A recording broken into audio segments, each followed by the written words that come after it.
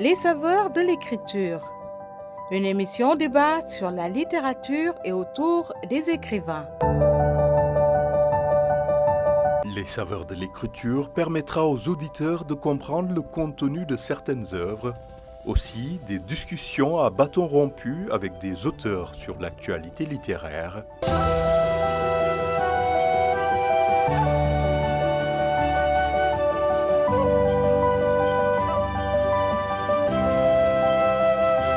Les saveurs de l'écriture, un mensuel diffusé les mercredis de 16h à 17h sur RSI 92.5 et sur l'ensemble de ses plateformes digitales.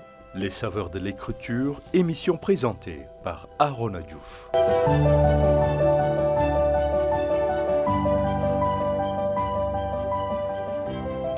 Madame, Messieurs, bonjour. Merci de votre fidélité à Radio Sénégal International et à votre émission Les saveurs de l'écriture. Les saveurs de l'écriture, la toute nouvelle émission littérature de Radio Sénégal. Et pour cette première, elle nous a fait l'honneur d'être là dans notre studio. Fatoumata Dialloba, bonjour. Bonjour Arona. Merci d'avoir accepté cette invitation de cette toute première de saveurs de l'écriture. Oui, c'est une excellente nouvelle de voir de nouvelles émissions littéraires voir le jour au Sénégal. Et je vous remercie d'avoir fait de moi votre première invitée. C'est un honneur que je prends et que j'apprécie à sa juste valeur. Fatoumata Dialloba, vous êtes franco-sénégalaise, oui. Née de parents enseignants d'origine peul. Vous avez grandi à Dakar et effectué vos études de lettres classiques en France, à Poitiers et à Paris. Vous enseignez actuellement le français et le latin au lycée français Jean Mermoz de Dakar. Vous avez enseigné 17 ans en banlieue parisienne avant votre retour au Sénégal. Vous êtes auteur de 2 romans, d'écrits Sous la peau. Votre premier roman publié en 2018 est Rouge silence, qui est la suite européenne de l'aventure africaine de votre première œuvre. Rouge silence, disais-je, madame, la suite de votre premier roman décrit Sous la peau. Alors, à l'attention de nos auditeurs, si vous n'avez pas lu le premier roman, pas de panique, vous rentrerez dans Rouge silence sans encombre. Alors, pourquoi c'était si important pour vous de poursuivre cette aventure, cette histoire-là? Alors, j'ai poursuivi l'aventure d'écrit Sous la peau parce qu'il restait encore des choses à dire. Et puis parce que les lecteurs aussi me l'ont demandé. Au départ, la suite n'était pas prévue. Mais certains lecteurs étaient un peu frustrés de ne pas avoir la suite, de savoir ce qui se passe après pour l'héroïne une fois retournée en France. Qu'a-t-elle retenu? Comment l'expérience sénégalaise qu'elle a vécue pendant une semaine a-t-elle impacté sur sa vie par la suite? C'était également l'occasion d'explorer un territoire que je connaissais bien, le territoire de l'émigration, puisque moi-même, j'ai fait plus de 25 ans en France.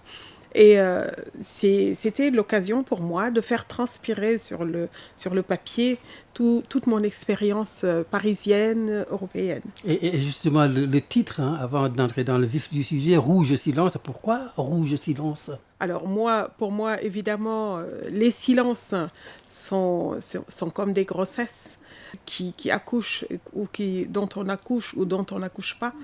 Mais en tout cas, ce sont souvent des silences qui sont douloureux. C'est pour ça qu'ils sont rouges. Et rouges aussi comme la transformation qu'ils provoquent quelquefois. Parce que le rouge, c'est pas seulement c'est une couleur, c'est la couleur de la passion, c'est une couleur d'action, c'est la couleur de la violence, c'est la couleur du sang, mais c'est aussi la couleur de la transformation. C'est la couleur de la vie.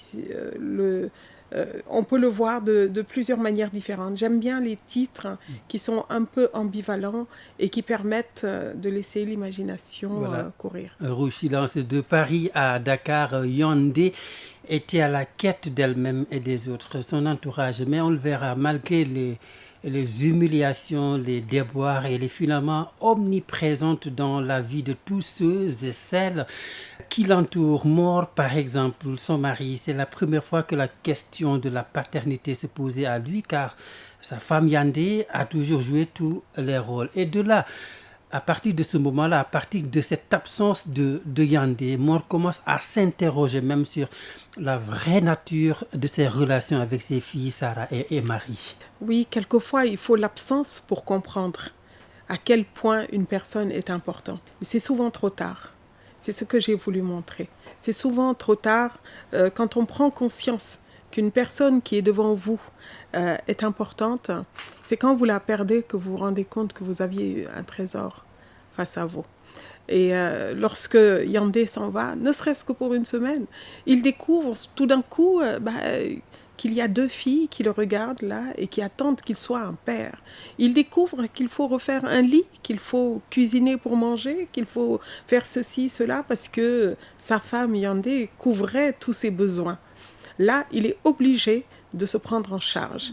Et comme il ne sait pas faire, il sort, il s'en va. Et il s'en va et quelquefois, il faut sortir pour mieux se voir. Pour découvrir la vie. Toujours sur ces relations distantes, cette fois-ci avec ses filles, on s'intéresse d'abord au cas de Sarah. Sarah, la fille aînée, sur le comportement de son papa. C'est elle qui le dit. On dirait qu'il a besoin de vider une colère inextinguible sur quelqu'un. Je ne l'ai jamais vu content. Et je déteste le contact de ses mains dures et froides qui s'abattent sur moment. Pour un oui ou pour un non, il y a vraiment cassure là. Ah oui, parce que les parents violents ignorent que les enfants les regardent. Et qu'un enfant qui voit sa mère être battue par son père est perturbé. Je ne suis pas psychologue, mais je crois que tout le monde pourra dire que le regard d'un enfant posé sur la souffrance de sa mère est un regard vraiment, c'est un regard... Souvent, ça laisse des marques, des traces. Ça laisse des traces. Et ces traces-là, après, il faut toute une vie pour réparer. Heureusement que Sarah est dotée d'une bonne nature. C'est quelqu'un de sensible, qui regarde les autres, qui a le goût des autres, qui a le goût... elle regarde son père, même si elle lui en veut, mais elle sent quand même que derrière ce masque de dureté, il y a quelqu'un qui a forcément souffert.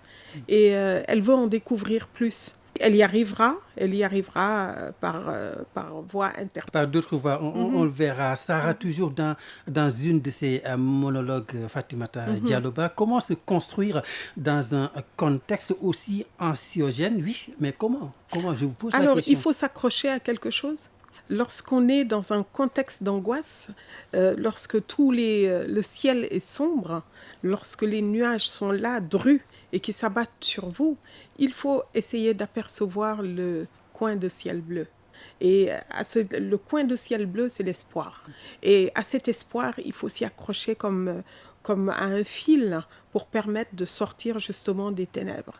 Et Sarah, elle s'accroche à l'art, elle s'accroche à l'amour, elle s'accroche à des choses dont elle sent la danse, par exemple, qui lui permet de quitter le sol, de s'envoler vers le ciel et de pouvoir donner vie à ses rêves. Donc Sarah, elle a compris que l'art pouvait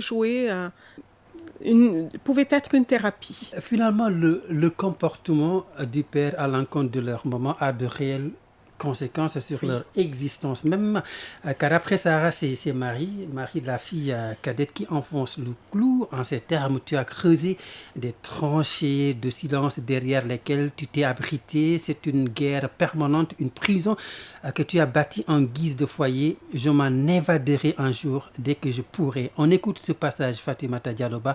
Nous sommes à la page 43. L'année dernière, j'ai eu un peu d'espoir quand, ayant su que j'ai réussi au bac, tu m'as appelée Maria, après m'avoir félicité.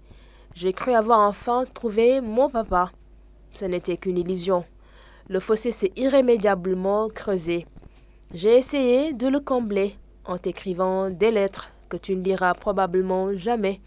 Aujourd'hui, j'ai décidé de tourner le dos à ton silence pour conquérir ma liberté. Et je tiens à te dire que jamais je ne ferai entrer dans ma vie un homme qui te ressemble. Si je débusque chez un homme un trait qui vous soit commun, je le quitterai sans réfléchir. Mes amours, définitivement, seront à ton opposé. Ce garçon, Julien, tu ne l'aurais pas apprécié. C'est pour cela que je l'aimais. C'est pour cela que lui aussi m'a trahi. Merci, Adi Fatou Barry, pour cette lecture. Madame, outre donc les difficiles relations qu'elle entretient avec son père, voilà un autre homme qui est en train de lui pourrir la vie, Julien. Absolument, elle l'a choisi à l'opposé de son père. Son père. Il est blanc, le père est noir. Il est tout... Enfin, elle pense, elle ne voit que l'apparence des choses. Mais en fait, les différences entre les hommes ne se réduisent pas à la différence de couleur. Au fond, est-ce que Julien et Maure ne sont pas exactement parallèles? Parce que souvent, les filles vont se marier avec des personnes qui ressemblent beaucoup à leur père. Et ça, c'est connu, c'est reconnu. Même si elle cherche quelqu'un qui soit à l'opposé, parce qu'elle n'a pas vécu l'expérience d'un enfant avec un père. Être un père, c'est facile de mettre la graine. Maintenant, c'est difficile d'être un papa. Un papa, c'est un être qui accompagne. Elle n'a pas osé la comparaison. Absolument. Elle a osé la comparaison. Elle a osé le dire quelquefois, c'est en prendre conscience. Souvent, on n'a pas tellement conscience de ces choses-là. Quand on est enfant, on est dans la révolte permanente. Alors, cette révolte peut générer évidemment la réflexion et l'action après. Mais cette révolte peut aussi creuser des tranchées à l'intérieur des personnalités. Elle peut bouleverser une vie et puis empêcher une personne de vivre son destin. Et c'est une manière quand même d'interpeller les pères. Soyez des vrais papas. Ici, au Sénégal, rares sont les pères qui sont très proches de leurs enfants. Moi, j'aimerais que les pères cessent d'être des pères fouettards et qu'ils soient à côté de leurs enfants, qu'ils leur lisent des histoires, qu'ils leur prennent la main, qu'ils accompagnent, comme font les mères, souvent. Mais la mère, c'est une assignation sociale. Alors, plutôt que d'attendre les sociales, prendre son enfant par la main et l'emmener vers demain. Mais elle ne se limitera pas qu'à son papa, elle s'en prendra à tout le monde. Marie qui attend un bébé de Julien, et ce dernier n'en veut pas. Elle s'en prend à tout le monde, à sa maman surtout. Yandé, elle n'arrive pas à comprendre l'attitude de sa mère devant son père. Yandé, qui accepte tout, on dirait qu'elle se complaît dans la douleur et dans l'acceptation d'un destin impossible. Elle lui en veut vraiment de ne pas sortir de ce trou, comme elle dit. Absolument, parce que Marie est née en France. Elle est née dans un pays où tout est possible, où il y a une forme de liberté. La soumission de la femme n'est qu'un souvenir, du moins en apparence. Yandé, elle, vient d'une culture, et on le découvre dans Des cris sous la peau. Elle a été doublement, triplement opprimée par une enfance douloureuse, opprimée par un passage à l'âge adulte qui ne s'est jamais fait. Donc voilà, et Marie ne comprend pas cette attitude de soumission totale, cette absence, même si elle prend soin de ses enfants. Yandé, au départ, en tout cas, avant son expérience sénégalaise, elle n'est qu'une petite fille qui joue à la poupée avec ses enfants. Elle en prend soin, elle les aime, mais savoir faire grandir un enfant, c'est pas tout à fait cela. Et c'est parce qu'elle les aimait trop, elle les chérissait trop tant. Elle les chérit parce qu'elle n'a rien d'autre à faire, entre guillemets. Elle ne s'est jamais posé la question même. Je crois que c'est le cas même d'une femme sous emprise. Quand on est sous emprise, on voit rien. On a une chape de plomb sur sa tête et on avance comme ça. Le point positif, c'est que l'amour n'a besoin de rien d'autre pour naître, pour exister. Et son amour est viscéral et fondamental, comme souvent les mères peuvent l'être. Voilà. Les pères aussi, hein. Je ne suis pas en train de m'en prendre au père. Il y a ces moments de doute, on en parle également. Dans la solitude qui l'étreint brusquement, elle réalise l'ampleur de son absence et s'interroge sur le sens de la maternité. La culpabilité finit par la gagner. Dites-nous, quelle mère est-elle donc ? Ben oui, elle se rend compte que finalement, toutes ces longues années, elle n'a pas vu ses filles grandir. Ses filles sont restées dans le même statufiées. Aveuglée par la violence qui s'abat sur elle. Elle est incapable de voir autre chose que que son quotidien immédiat, faire les tâches quotidiennes, mais réfléchir sur elle-même, trouver la richesse, sa force intérieure, elle ne savait pas faire. Elle ne l'a su qu'au contact de ce qui lui a vraiment fait mal fondamentalement. Et elle ne le fait qu'après avoir revu en songe sa mère, elle découvre une nouvelle force. Et souvent, c'est ça, les femmes découvrent leur force lorsqu'on les accule, lorsque la violence les accule. Alors là, il faut faire attention parce qu'une fois qu'une femme se retourne, elle devient puissante. En tout cas, cette force, elle la puisera lors de son voyage qui est si important dans sa vie. Alors, on va reparler de ce voyage de Yandé au pays natal. Son impact est apparemment certain, un déclic, parce que, comme elle le dit, ce voyage a accouché d'une femme neuve. Elle en est consciente, elle a pris confiance en elle-même. Elle commence à reprendre la main, si vous voulez. Oui, parce que la dernière scène de Décrit sous la peau nous a permis de voir à travers sa lettre comment elle dit à tout ce qui la bridait, à tout ce qui la brimait, à tous ceux qui lui faisaient du mal, véritablement son oncle et sa tante qui lui ont fait une enfance triste, malheureuse, et voilà, elle est enfouie dans les ténèbres. Là, elle a entrevu, en faisant sortir ses cris souterrains, ces cris qu'elle a gardés tout au long de sa vie, en les faisant sortir, elle découvre l'espoir, elle découvre qu'elle a la capacité d'être une femme, elle se découvre elle-même et c'est une vision absolument phénoménale. Je crois que les femmes, à un moment donné de leur vie, elles n'ont pas le choix. C'est soit mourir, soit vivre. Et si on veut continuer à vivre, il faut se révolter. Il faut se révolter, il faut se connaître d'abord, connaître sa force. Je crois que quand elles sont acculées, là, elles trouvent vraiment qui elles sont et les femmes sont puissantes. Et surtout qu'en face, elle se rendra en fait compte de la vulnérabilité de son mari, tant craint avec une de ses fameuses interrogations. Je cite, c'est donc ça, le tigre qui m'a terrorisé toutes ces années. Et oui, parce que Mort ne connaît qu'un langage, le langage de la violence, puisque c'est le seul qu'il connaît depuis tout petit. Et donc, le premier réflexe, lorsque quelque chose le démange, lorsqu'il a une contrariété, c'est de lever la main et de frapper. Alors, d'autres vont utiliser l'insulte, souvent, parce qu'ils sont démunis, parce qu'ils n'ont pas d'autres ressources. Et là, on ne peut exercer une violence que sur quelqu'un qui l'accepte quelque part. Et là, elle ne l'accepte plus, c'est terminé. Ça mue, c'est fait. Il y a une transformation qui s'est réalisée à travers sa prise de parole, enfin. La prise de parole permet de sortir du silence et de dire qui on est. Et à partir de ce moment-là, il n'y a plus de pouvoir.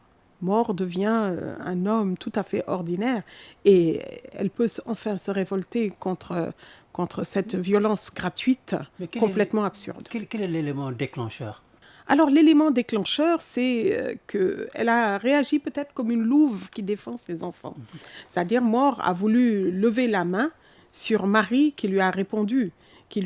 À un moment donné, Mort, elle parle de famille et Marie est désabusée, lui dit une famille, quelle famille? Il n'y a pas de famille ici et puis il n'y a pas de parents ici.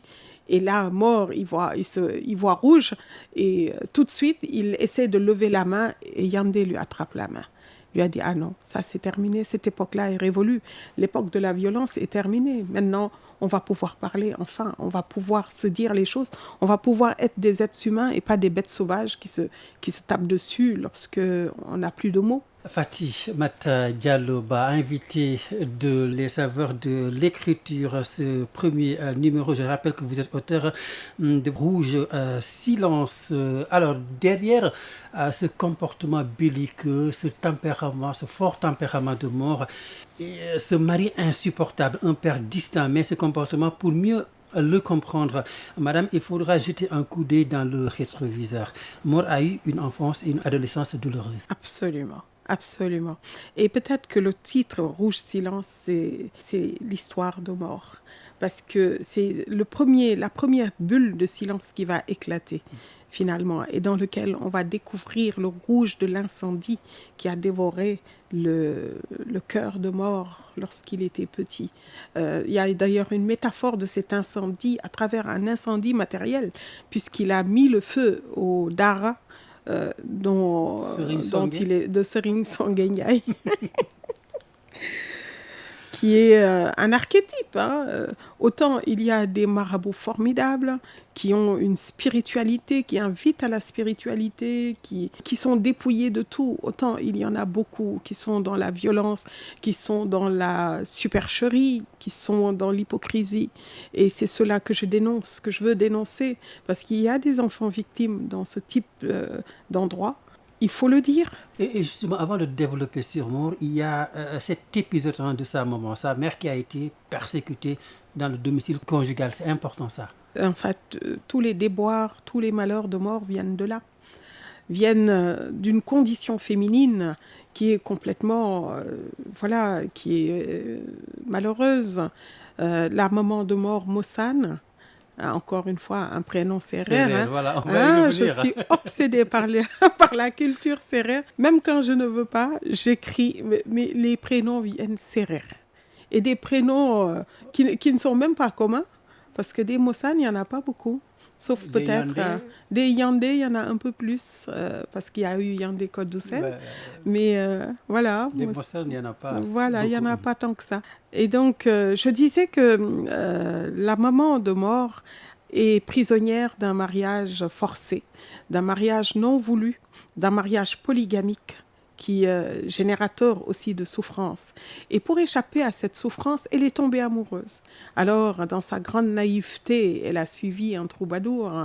Bon, ça, c'est le côté un peu conte du roman. Ouais. Elle le suit et puis elle ne résiste pas au charme de ce bel artiste. Et s'ensuit la grossesse. Mais il fallait suivre son amour, écouter son cœur. Il fallait écouter son cœur, bien sûr. Elle est restée rivée au corps pour respecter les conventions sociales. Et il y a perdu sa vie finalement parce que elle va aller de déchéance en déchéance et son fils va lui être arraché et jeté dans un de ces daras non regardants. Ses parents se sont débarrassés de lui. La fracture intérieure, elle vient de là, déjà, pour Mort. C'est-à-dire ce rejet de tout et abandon, quelque part, d'une mère qui décède sans pouvoir retrouver son petit garçon. Donc, il a tout perdu, il ne sait pas à quoi se raccrocher. Alors, qu'est-ce qu'il fait ? Il fuit. Il met le feu à tout ce qu'il estime être les violences qu'il a subies. Il met le feu à ceux qui lui ont fait du mal, parce que c'est un enfant, parce que c'est la réaction qu'on a lorsqu'on est un enfant. Il fallait venger la maman, il fallait sauver la maman, voilà. Mossane qui est malheureusement décédée après. Et de l'au-delà, Mossane lui fait ses révélations, beaucoup de révélations, les relations heurtées avec son père. Pourquoi son papa, par exemple, a répudié la maman et il fallait rétablir la vérité et lui montrer tout son amour. Notre destin dépasse les limites terrestres, mon enfant.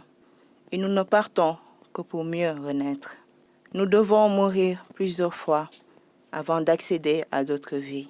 Notre marche vers la cité des ancêtres éternels est émaillée d'étapes qu'il ne faut pas négliger sous peine de bannissement.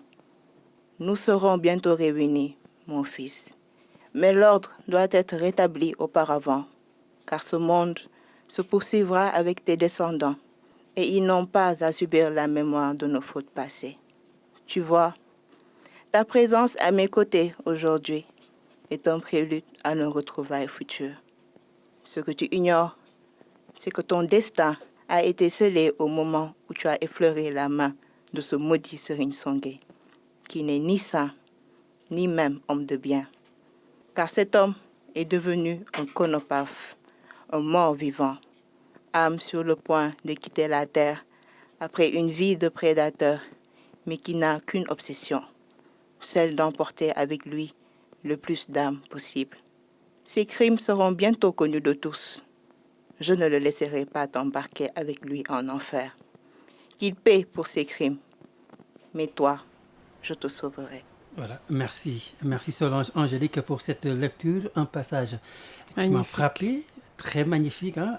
Nous serons bientôt réunis, mon fils, mais l'ordre doit être rétabli auparavant car ce monde se poursuivra avec tes descendants et ils n'ont pas à subir la mémoire de nos fautes passées. On en parlait tout à l'heure. Absolument. Nous sommes tous héritiers d'un passé. Alors, il y a un poète grec qui dit « Hier ne m'appartient pas, demain non plus, mais c'est mon aujourd'hui. » Mais ce aujourd'hui-là ne naît pas de nulle part. Il naît aussi d'un passé. Et c'est pour ça qu'il faut soigner, parce que le présent d'aujourd'hui, c'est le passé de demain. Donc, il faut soigner l'aujourd'hui pour demain, pour les enfants. Et c'est ce qu'il a voulu exprimer par là. Et elle lui prédit, puisqu'elle est rentrée dans la vérité sublime, dans la vérité de l'éternité, elle lui révèle que bientôt ils seront réunis. Mais elle lui dit, il faut que l'ordre, il y a un ordre immanent sur la terre, et il faut qu'il soit rétabli. Il faut que Mort ait une chance de demander pardon. Parce que moi, je crois aux vertus du pardon. Et c'est ce qui lui permettra de s'éteindre en paix et d'atteindre l'au-delà après avoir peut-être un petit peu racheté les fautes dont il est, lui, responsable. Une partie de ceux qui le poursuit, il n'en est pas forcément responsable. Finalement, Mort n'était pas un homme mauvais. Nous allons remonter le temps pour nous plonger dans son enfance, en tout cas pour mieux comprendre sa personnalité. Une enfance volée, violée, avec des mots forts. Son épouse le relèvera quelque part. Je cite, « Ton enfance violée t'a bloqué les issues. Tu es resté prisonnier d'une histoire mal écrite. Ils ont fait de toi une arme de destruction massive. » Absolument. Ça, ce sont les enfances blessées. Quand j'écris, moi, j'observe. Tout ce que j'écris, vraiment, il n'y a rien qui sorte vraiment de mon imagination fertile, surtout quand j'évoque des problèmes comme ça. Ce sont des choses que j'ai observées. J'ai observé que les enfants qui se traînent dans la rue ou dont on fait des martyrs dans les familles ou dans certains endroits, j'ai observé qu'ils deviennent des adultes, des armes de destruction massive qui ne font que ce qu'ils savent faire, c'est-à-dire être violents, violer soi-même ou faire ce qu'ils ont appris. Ils savent rien faire d'autre. Ils n'ont pas reçu d'amour, donc ils savent pas en donner. On peut pas donner ce qu'on n'a pas. Et Mort, c'est cela. Il a complètement perdu. Il a perdu son enfance en étant un enfant des rues. En étant aux abords des mosquées, on aurait pu penser que la mosquée est un refuge. Pourtant, alors dans des cris sous la peau, la mosquée est un refuge sublime, formidable. C'est le lieu de la spiritualité. Mais aux abords des mosquées, quelquefois, traînent des prédateurs et il en a été la victime.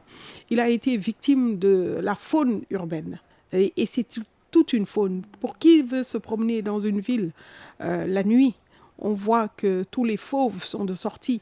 Et lorsque les enfants sont laissés dans la rue le soir, quand on les voit à 10 heures du soir, quand vous voyez un enfant de 2 ans, 3 ans, 4 ans qui se promène le soir, on sait que cet enfant-là, il va être la proie de ces fauves-là.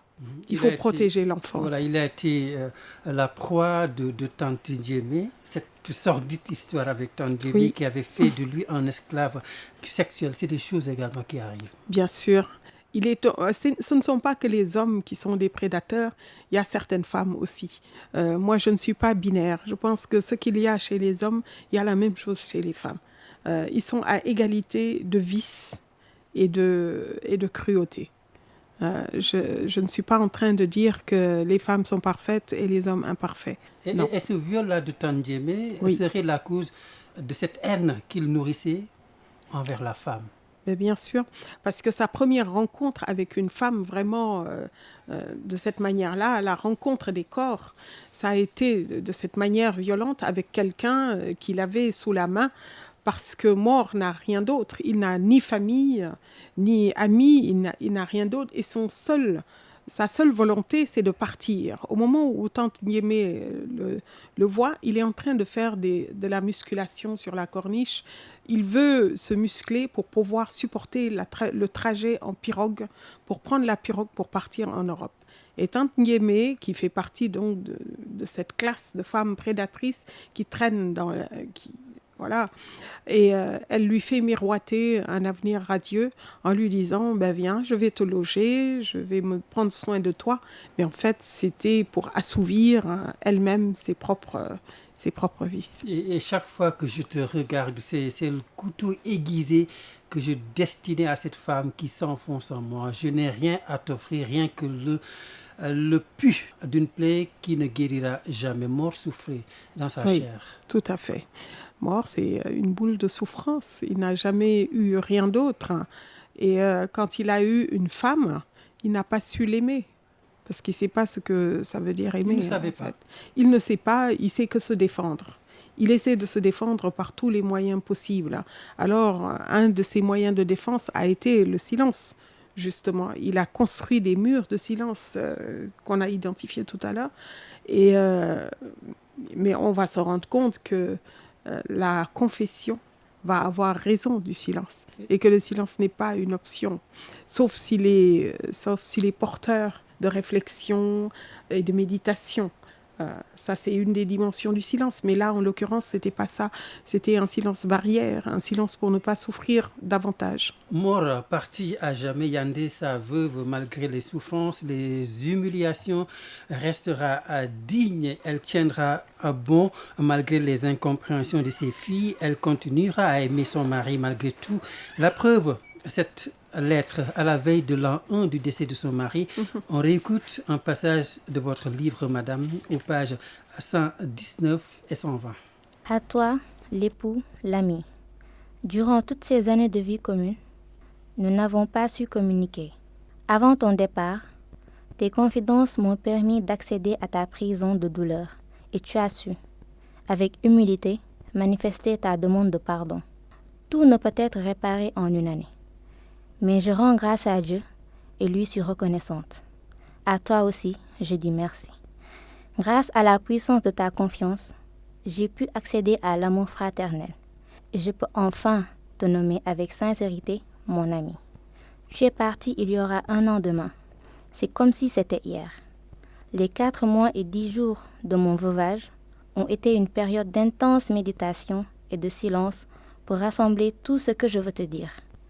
Passer au tamis l'année tumultueuse que je viens de passer pour comprendre et avancer.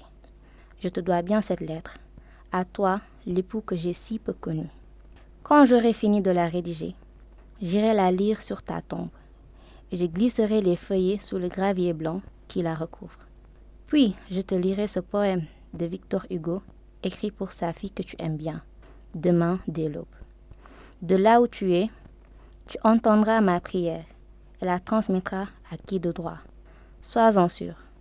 Depuis que tu es parti, pas un jour n'est passé sans que je fasse mon devoir d'épouse. Je t'ai envoyé des prières en même temps qu'à ma mère et à Aram. Je vous fais le serment de ne jamais manquer à ce devoir-là, tant qu'il me restera un souffle de vie. Merci donc Ndeye Coumba Maguette Samb pour cette lecture. Du coup, Yandé restera jusqu'au bout cette bonne épouse. Absolument. Elle est encore prisonnière de ce devoir d'épouse. Mais cette fois-ci, c'est un devoir accepté et puis un devoir auquel elle se soumet avec plaisir parce qu'il lui permet de rentrer dans la méditation, dans le silence de la méditation et pas dans le silence de la défense et de la violence. Ce silence-là est un silence porteur parce que la prière, elle a découvert les vertus de la prière. Elle sait que prier pour quelqu'un, c'est également prier pour soi. Et donc, ce sont des moments privilégiés qu'elle veut lui consacrer désormais parce qu'elle a accédé à une forme de connaissance de qui était son mari. À travers, elle a un peu des vertus de sorcière. Quand elle masse les corps, elle connaît l'histoire de la personne qu'elle masse. Et elle sait que lui aussi n'est qu'une victime. Et elle atteint une forme d'apaisement qui lui permet de lui parler, de lui écrire cette lettre, qui est également cette lettre, un hommage à une si longue lettre de Mariam Abba. Les 4 mois 10 jours dont elle parle ici sont une référence précise à une si longue lettre. Le veuvage est une période qui permet cela. En priant pour l'époux parti, on refait l'histoire et peut-être qu'on remet l'histoire à l'endroit.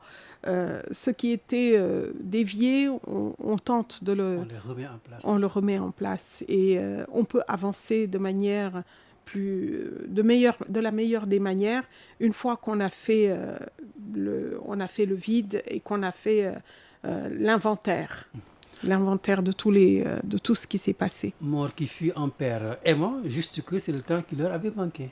Exactement. Il devient un père aimant le dernier mois de sa vie. Pendant ce dernier mois de sa vie où, après, il est une victime d'une maladie foudroyante, et après avoir rencontré d'autres femmes, dont une femme française qui lui permet la confession, et après avoir rencontré également sa mère, il comprend tout d'un coup, et il peut enfin devenir qui il est pendant ce dernier mois, qui va lui permettre d'accéder à la lumière ultime. Et je trouve, en faisant ça, il répare. Non seulement il se répare lui, mais il répare également Yandé, il répare ses filles, quelque part, même si le temps lui a manqué. Mais c'est le temps du récit après. En tout cas, il fallait pour elle reprendre les choses en main. Elle a retrouvé la joie de vivre ses filles à ses côtés. Elle fait un travail qu'elle adore, travail de masseuse, une femme. Après une séance, la scruter est comme si elle me fouillait l'âme. En quittant la salle, elle m'a révélé son prénom. Elle s'appelait Claudie. Et je vous laisse lire ce passage. Alors, en quittant la salle, elle m'a révélé son prénom, elle s'appelait Claudie. Alors Claudie, pour remettre les auditeurs au parfum, Claudie, c'est une femme prostituée qui travaille au bois de Vincennes.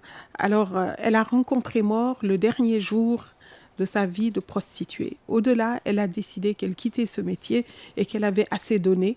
Et c'est cet Africain qui vient, dont elle ne comprend quasiment pas le langage, qui lui permet à la fois de révéler cette personne, puisqu'il lui fait une confession. Ils ne se comprennent pas par le langage, mais ils se comprennent par les actes, par le corps à corps, mais également soul to soul. Ça, j'emprunte cette formule à mon ami Amadou Bamba Thioban, qui est un professeur émérite qui m'avait dit ça. Le corps à corps se révèle être un soul to soul. J'avais trouvé ça très beau. On vous laisse lire ce passage.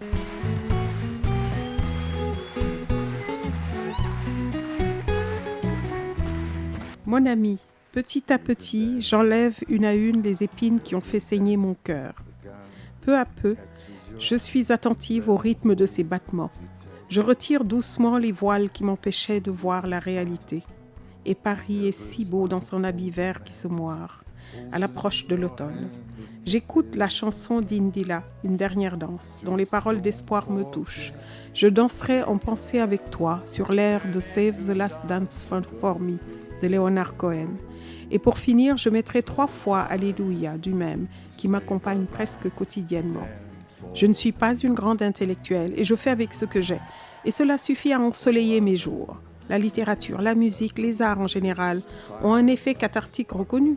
Je me laisse porter par les notes et les pages. Je vogue sur des océans inconnus de tous. Ma main gauche portant un poignard pour lacérer mes peines et déchirer mes désespérances. Ma main droite tenant une plume pour dessiner des soleils et peindre les couleurs de l'espoir. Je m'endormirai en relisant le poème de William Ernest Henley, Invictus, que Nelson Mandela raconte tant aimait tant, et je répéterai comme un mantra les derniers vers. Je suis le maître de mon destin, je suis le capitaine de mon âme. J'ai choisi la voie du pardon pour ne pas demeurer dans la rage. J'ai fait le choix de tuer les démons intérieurs dont j'étais la proie consentante. Mon choix est la vie et l'espérance. Et si mes blessures se rouvrent sous l'effet de quelques raisons, bonnes ou mauvaises, je saurai laisser ma lumière intérieure les cautériser et les guérir. Je dépose mon fagot à la porte de la vie pour faire le vide nécessaire au mouvement qui me porte vers l'avenir. Je suis un duvet et je flotte dans le vent. Tant pis pour moi si les bourrasques m'emmènent plus loin qu'il ne faudrait. Je laisse mon destin entre les mains de Dieu.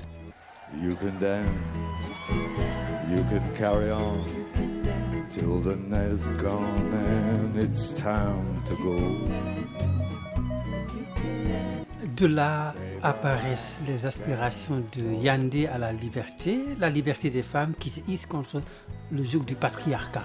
C'est exactement, je crois que cette lettre est une déclaration de guerre contre toutes les oppressions du patriarcat. Déclaration d'une féministe. D'une féministe, oui, je le reconnais. Oui. Ça dépend de ce qu'on met derrière le mot féministe. Si c'est se battre pour les droits des femmes, pour le droit des femmes à exister et à faire ce dont elles ont envie, d'être libres, je suis une féministe, évidemment. Et donc, finalement, quand elles parlent de démons intérieurs, ce n'est pas faux. Quelquefois, les femmes ont intégré certaines assignations de la société et elles agissent comme si on leur imposait cela. Alors, il faut qu'elles se libèrent, peut-être, de ces assignations-là et qu'elles osent être enfin elles-mêmes. Est-ce que, comme le pense Yandé, on a plié la société, les religions à la dictature, si vous voulez? On a inoculé le venin de la soumission aux petites filles depuis la naissance. C'est vrai. Je le pense profondément, même si on voit des femmes qui, ça et là, sont libres, évidemment. Mais je pense que la société gagnerait à laisser les femmes exprimer ce qu'elles sont, sans leur dire ce qu'elles doivent être et ce qu'elles doivent faire. Elles ont des aspirations, tout comme les hommes, mais je pense que cette société aussi a été modelée ainsi pour donner cette place-là à la femme. On a plié, je le dis, on a plié les religions à cela. On ne prend de la religion que ce qui nous arrange. Et non, il faut lire le livre saint du début à la fin. Et faut pas le tronquer. Ne faut pas le tronquer par désir de pouvoir. Ce pouvoir que les hommes veulent absolument s'accaparer et qu'ils ne veulent lâcher pour rien au monde. Ils ne veulent pas lâcher leurs privilèges. Ils ne se rendent pas compte qu'en ne lâchant pas leurs privilèges, quelquefois, ils affaiblissent la société. Je pense qu'une société équilibrée, c'est une société qui marche sur ses deux jambes. L'une des jambes, c'est les hommes, l'autre jambe, c'est les femmes. Si un homme qui marche sur une jambe plus petite qu'une autre, il claudique. Il ne marche pas droit. Fatimata Dialloba, auteur de Rouge Silence, invité de Saveurs de l'écriture. D'autres thèmes traversent votre œuvre. La musique, l'art, la prostitution. On a un procès avec Claudie. Les relations entre l'Occident et l'Afrique. Le sort réservé aux émigrés à qui on prête pour des raisons électoralistes et toutes sortes de vices. Pour vous donc, vous l'avez rappelé tantôt, vous aviez été en France. Et pour vous donc, une partie de l'Occident a perdu son humanité. Bien sûr. Bien sûr, l'islamophobie dont sont victimes les musulmans aujourd'hui en Europe, sous prétexte qu'il y a des terroristes islamistes, en est un exemple. Il n'y a pas très longtemps, je crois que c'était avant-hier, un enseignant a été tué à Arras, en France, par quelqu'un qui est prétendument terroriste. Juste, alors, à cause de ça, tous les musulmans vont être sur la sellette et tous les partis d'extrême droite vont se jeter dedans pour dire oui, c'est l'islam qui est en train de transformer notre société en société violente. Ce n'est pas vrai. C'est vrai que, mais je suis d'accord avec vous, l'Occident a perdu un peu de son âme. Voilà, quand on voit le sort fait à certains émigrés, on ne peut que le déplorer. Vraiment.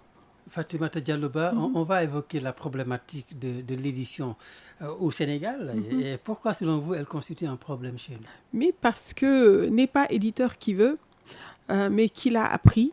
L'édition est un vrai métier. Éditer un livre, c'est lui donner une forme d'éternité. À partir du moment où l'auteur a couché sur le papier et qu'il confie à son éditeur, il y a un travail de collaboration qui doit avoir lieu afin de rendre le livre parfait. Or, je suis au regret de remarquer quand même qu'il y a beaucoup de livres qui sont imparfaits, soit par défaut de correction, soit parce que de manière... quand on voit des livres édités en Afrique et des livres édités ailleurs, on voit tout de suite la différence. Ouais. Et je pense on est capable maintenant au Sénégal de passer ce gap-là de qualité. On a de bonnes maisons d'édition. Pourquoi ce travail de perfection-là a tardé à être fait au Sénégal? Mais je crois qu'il faut de bonnes... On a les ressources, les talents pour le faire. Il faut qu'il y ait des assises de l'édition. Je pense qu'il y a un problème financier qui se pose, certainement. Malgré l'appui de l'État. Malgré l'appui de l'État, il y a peut-être... le livre coûte cher au Sénégal. Il n'est pas accessible. Et je pense que si on veut vraiment augmenter le niveau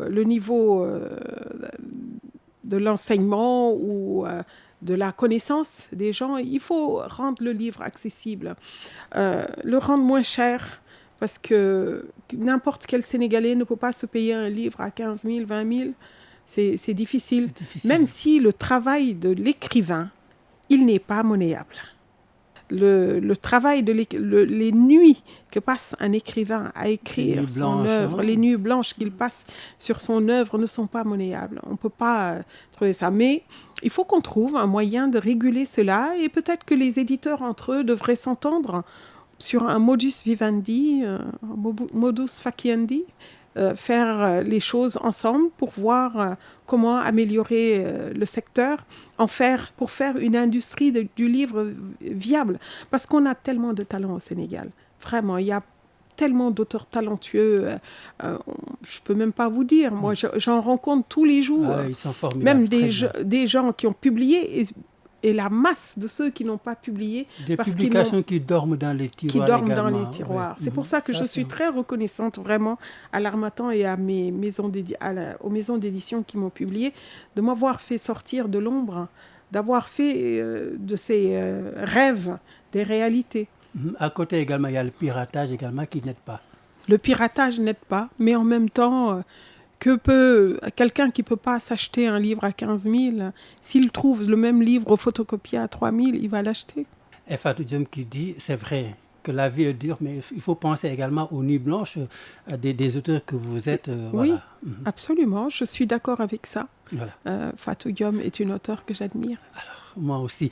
Et pour revenir, on va terminer par là. Lors de notre première émission, à l'époque de École en question, je vous avais posé la question, après d'écrire Sous la peau, la suite serait quoi? Aujourd'hui, est-ce que la suite de Rouge Silence se fera avec les sœurs Marie et Sarah?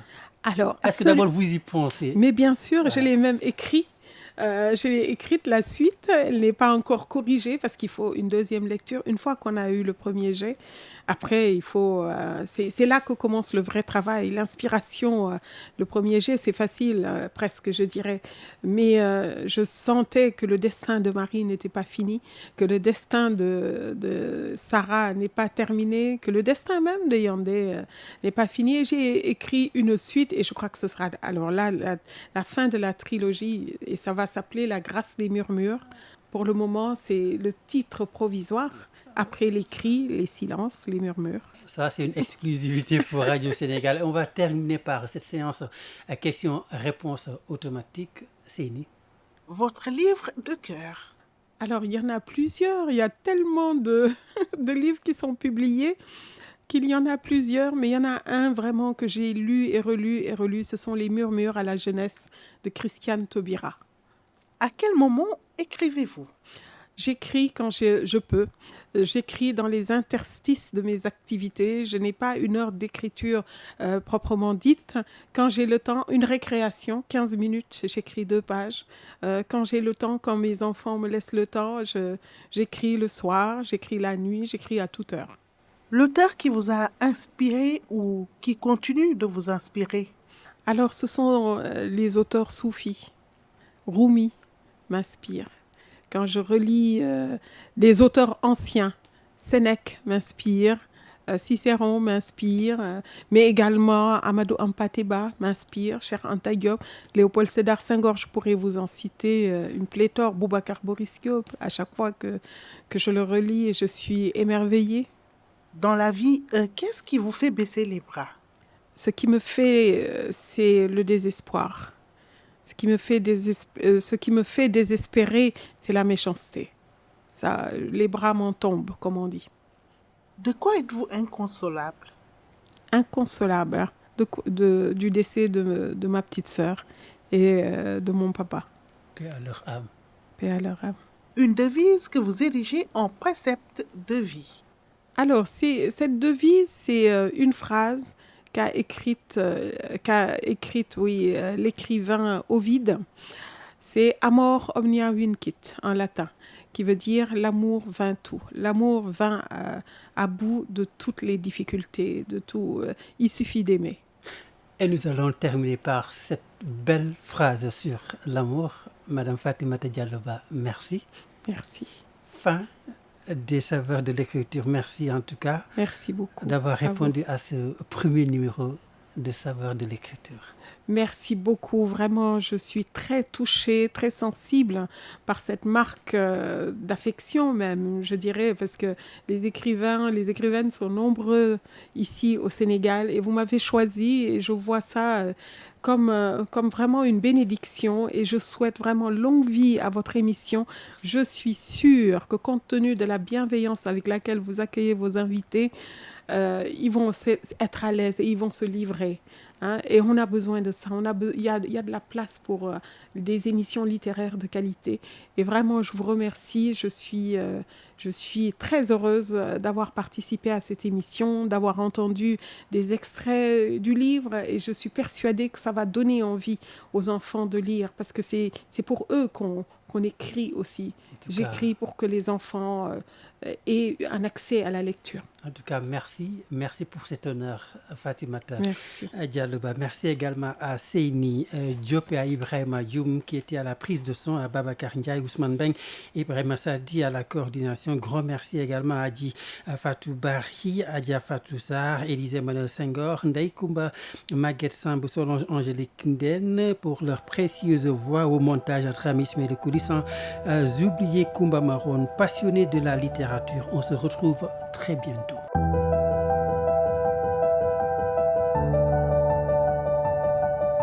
Les saveurs de l'écriture.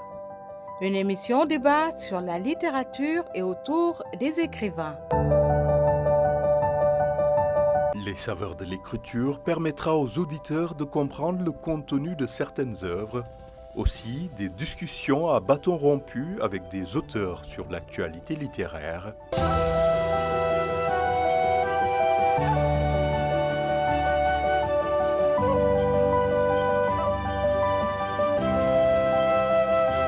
Les saveurs de l'écriture, un mensuel diffusé les mercredis de 16h à 17h sur RSI 92.5 et sur l'ensemble de ses plateformes digitales. Les saveurs de l'écriture, émission présentée par Arona Diouf.